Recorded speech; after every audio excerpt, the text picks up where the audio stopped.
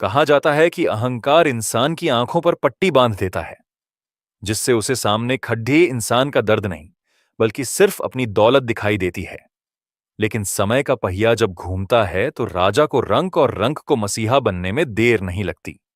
यह कहानी मुंबई की उस भीड़ भाड़ वाली सड़क से शुरू होती है, जहां अमीरी और गरीबी एक ही सिग्नल पर खडेजी होती है, लेकिन उनके बीच का फासला मीलों लंबा होता है। शाम का वक्त था। आसमान में काले बादल घिरे थे और हवा में बारिश की नमी थी। लाल बत्ती पर एक चमचमाती हुई काली मर्सिडीज कार आकर रुकी। कार के अंदर बैठे थे दिनेश मल्होत्रा, शहर के सबसे बड़े रियल एस्टेट टाइकून। उनके माथे पर चिंता की लकीरें थीं और स्वभाव में आग जैसी गर्मी। आज ही उनकी एक बहुत बड़ी डील कैंसिल हुई थी, जिससे उनका पारा 7वें आसमान पर था। वह अपने फोन पर किसी को डांट रहे थे। मुझे बहाने नहीं चाहिए, अगर काम नहीं हुआ तो सबको नौकरी से निकाल दूंगा। तभी कार की खिड़की पर एक नन्ही सी दस्तक हुई। बाबूजी, गजरा ले लो। दिनेश ने गुस्से में कांच नीचे किया। बाहर एक 10 साल की बच्ची खड़ी थी। नाम था झिलमिल। उसके कपड़े फटे पुराने थे, बाल बिखरे हुए और पैरों में चप्पल तक नहीं थी। लेकिन उसकी आंखों में एक अजीब सी चमक थी, जैसे अंधेरे में कोई दिया जल रहा हो।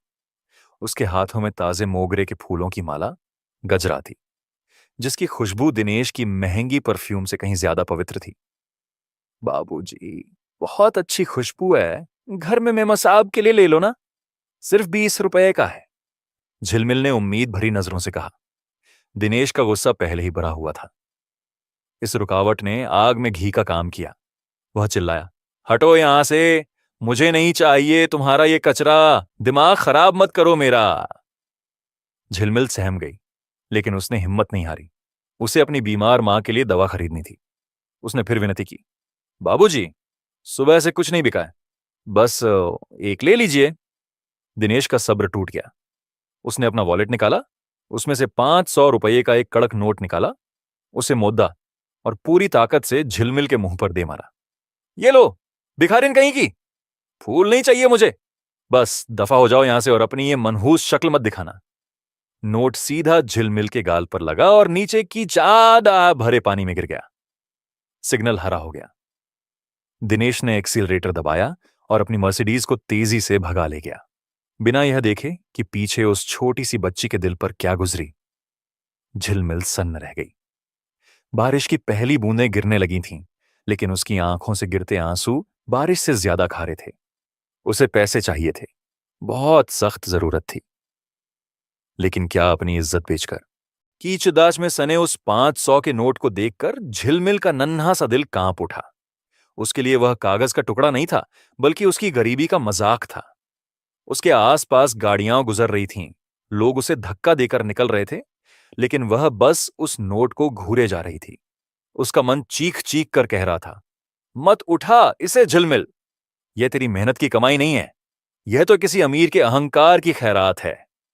लेकिन तभी उसे अपनी मां की खांसती हुई आवाज याद आ गई। घर में बुखार से तपती मां, जिनके लिए आज दवा खरीदना बेहद जरूरी था। अगर आज दवा नहीं मिली तो शायद मां कल का सूरज न देख पाए। भूख और लाचारी स्वाभिमान से कहीं ज्यादा भारी होती है। झिलमिल ने कांपते हाथों से वह नोट उठाया। उसे अपनी ही नजरों में गिरना पद्दा, लेकिन मां की जान बचाने के लिए वह यह जहर पीने को भी तैयार थी। उसने नोट को अपनी फटी हुई फ्रॉक से पोंछा और आसमान की तरफ देखकर बुदबुदाई, हे भगवान, मुझे माफ करना। मैंने आज भीख नहीं मांगी, लेकिन हालात ने मुझे झुकने पर मजबूर कर दिया। उसने वह नोट अपनी मुट्ठी में भींचा और दवा की दुकान की ओर दौड़ लगा दी। दूसरी ओर दिनेश मल्होत्रा का गुस्सा अभी भी ठंडा नहीं हुआ था।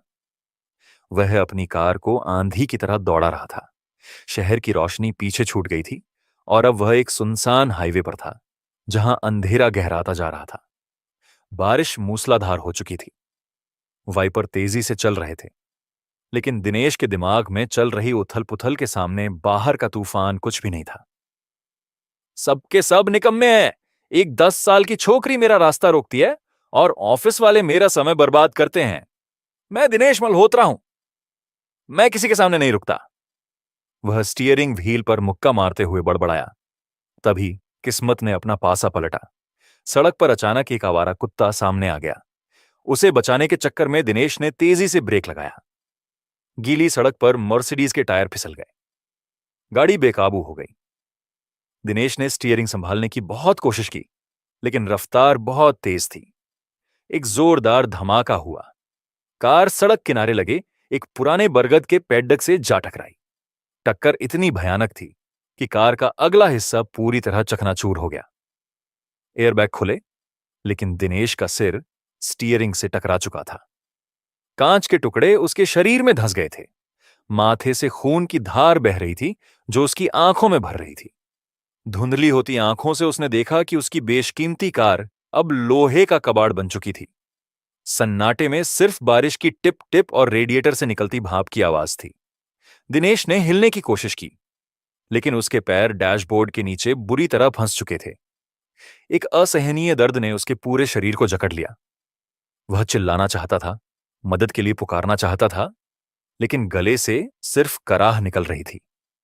जिस सड़क पर वह राजा की तरह दौड़ मुजाड़ रहा था, आज वही सड़क उसे निगलने को तैयार थी। अंधेरे में उसे कोई रोशनी दिखाई नहीं दे रही थी। वह, जो क्रोधों का मालिक था, अब एक टूटी हुई कार में जिंदगी की भीख मांग रहा था।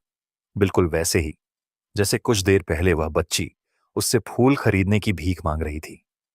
लेकिन यहां, इस सुनसान रास्ते पर, उस पर नोट फेंकने वाला भी कोई नहीं था। दिनेश का शरीर दर्द से ऐंठ रहा था। उसकी मर्सिडीज का हॉर्न शॉर्ट सर्किट की वजह से लगातार बज रहा था, जो उस सन्नाटे में किसी मौत के सायरन जैसा लग रहा था। बारिश का ठंडा पानी टूटी हुई विंडशील्ड मूल्ड से अंदर आ रहा था और उसके खून में मिल रहा था। कुछ पल पहले जो इंसान अपनी दौलत के नशे में चूर था, अब वह जिंदगी की एक एक सांस के लिए तड़प रहा था। उसने अपना हाथ हिलाने की कोशिश की ताकि जेब से फोन निकाल सके, लेकिन फोन पहले ही झटके से गिरकर चकनाचूर हो चुका था। कोई है? मदद करो प्लीज, कोई तो बचाओ। दिनेश की आवाज बहुत कमजोर निकल रही थी। उसकी आंखों के सामने अंधेरा छाने लगा था। उसे अपनी मौत करीब दिखाई दे रही थी। आज उसके बैंक अकाउंट में करोड़ों रुपए थे, लेकिन यहां, इस सुनसान सड़क पर, उन करोड़ों रुपयों से वह एक घूंट पानी या एक सांस भी नहीं खरीद सकता था। नियति शायद उस पर हंस रही थी। उसी वक्त सड़क के किनारे बनी कच्ची पगडंडी से झिलमिल वापस आ रही थी। उसने वह 500 का नोट इस्तेमाल करके अपनी मां के लिए दवा और थोड़ा सा दूध खरीद लिया था। वह भीगी हुई थी और ठंड से ठिठुर रही थी। अचानक उसने जोर की आवाज सुनी और एक गाड़ी की हेडलाइट को अजीब तरह से झाड़ियों में चमकते देखा। डरते डरते वह उस ओर बढ़ी। उसका नन्हा दिल जोर जोर से धड़क रहा था। जैसे ही वह गाड़ी के पास पहुंची, उसने देखा कि एक शानदार काली कार पेड से बुरी तरह लिपटी हुई है। अंदर एक आदमी खून से लथपथ पड़ा था। झिलमिल ने पास जाकर झांका। बिजली कड़की और उस रोशनी में उसने उस चेहरे को देखा। वह ठिठक गई। उसके कदम पीछे हट गए। यह वही चेहरा था, वही क्रूर आंखें जिन्होंने कुछ घंटे पहले उसे हिकारत से देखा था, वही हाथ जिसने उसके मुंह पर पैसे फेंक कर मारे थे, वही इंसान जिसने उसकी गरीबी का मजाक उड़ाया था। एक पल के लिए झिलमिल के मन में कड़वाहट भर गई। यह तो वही बुरे बाबूजी हैं, उसने सोचा। इन्होंने मुझे धक्का दिया था। भगवान ने शायद इन्हें सजा दी है। अंदर फंसा दिनेश दर्द से कराह रहा था। उसने खिड़की के पास एक छोटी सी परछाई देखी। उसे नहीं पता था कि वह कौन है, बस उसे एक उम्मीद की किरण दिखाई दी। पानी, मुझे बाहर निकालो, दिनेश गिड़गिड़ाया। उसकी अक्कड़, उसका अहंकार, सब उस बहते खून के साथ बह गया था। अब वहां सिर्फ एक लाचार इंसान था जो जीने की भीख मांग रहा था। झिलमिल के पास दो रास्ते थे। वह वहां से भाग सकती थी, बदला लेने का इससे अच्छा मौका क्या हो सकता था। वह उन्हें उनके हाल पर छोड़ जाकर घर जा सकती थी। आखिर इस आदमी ने उसके साथ जानवर जैसा सुलूक किया था। लेकिन फिर उसे अपनी मां की सीख याद आई। बेटा, अमीर और गरीब में बस यही फर्क होता है कि गरीब के पास देने के लिए धन नहीं होता, लेकिन संस्कार बहुत होते हैं। किसी की मुसीबत पर कभी मुंह नहीं मोड़ना चाहिए, चाहे वह दुश्मन ही क्यों ना हो। झिलमिल की आंखों से कड़वाहट गायब हो गई। उसने अपनी मुट्ठी भींची, दवा की थैली को एक सूखे पत्थर पर रखा और अपनी पूरी ताकत बटोरकर उस टूटे हुए दरवाजे की तरफ बढ़ी। वह जानती थी कि वह उस भारी लोहे को नहीं हटा सकती, लेकिन वह कोशिश किए बिना हार मानने वालों में से नहीं थी। उसने अपनी नन्ही हथेलियां उस ठंडे गीले कांच पर रखीं और चिल्लाई, बाबूजी, आप घबराओ मत, मैं हूं ना, मैं किसी को बुला कर लाती हूं। बारिश और तूफान का शोर कानों को फाड़े डाल रहा था। झिलमिल दौड़कर सद्दक के बीचों बीच आ गई। वह अपनी नन्ही बाहें फैलाकर आने जाने वाली गादियों को रोकने की कोशिश कर रही थी।